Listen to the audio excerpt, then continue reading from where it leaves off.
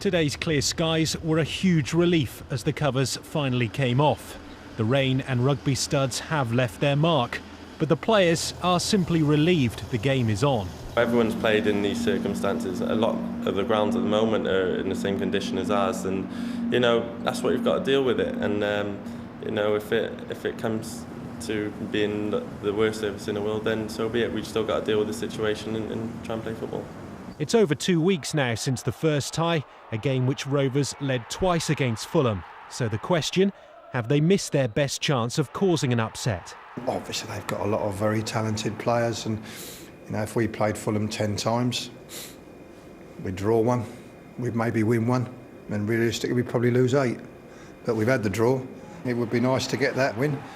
And the winners of that tie will face Swindon Town or Barnet. The London side has home advantage tonight on their sloping pitch. I think a lot of teams are put off by playing there, although I believe Arsenal play the reserve games there, so the pitch must be half reasonable when it's dry.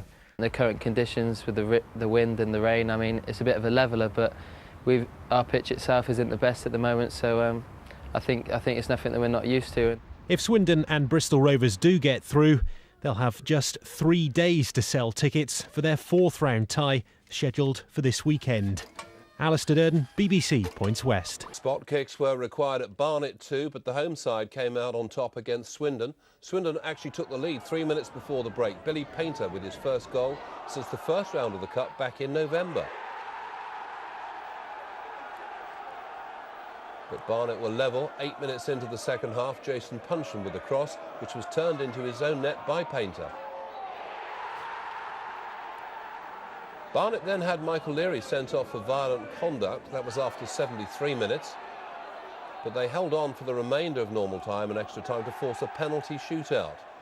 Swindon missed their first 3 penalties. Hasni Al-Jafri's effort sailing well over the bar.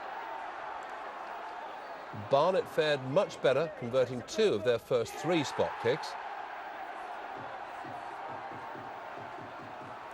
And incredibly, Swindon then missed their 4th penalty, which meant that Barnet went through 2-0, and they can now look forward to a home tie with Bristol Rovers in the 4th round. Swindon scored first in their tie at Barnet through Billy Paynter.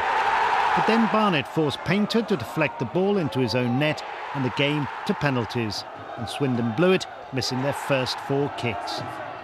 So Rovers will travel to Barnet on Saturday, eyeing a 5th round tie. David Passmore, BBC Points West.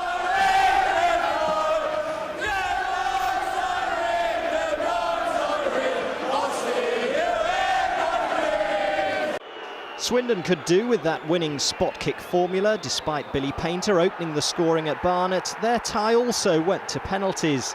The League Two side equalising as the Town striker went from hero to zero by putting through his own goal. And 0 was Swindon's score from the spot as they went out in ignominious fashion. So no local derby in round 4, but Rovers fans aren't shedding any tears over that. Well, Phil, no local derby. I think it's what everyone was hoping for, but Rovers Barnet, it's hardly a must-see game, is it? Well, it is if you're a die-hard Rovers fan. And if Rovers, the club, are clever, what they'll do is they'll make people who go to Barnet get priority for the next round, because I think that's what Bristol Rovers have to look for. Round 4, Barnet away, is a very difficult thing to sell, no matter how good you are at marketing.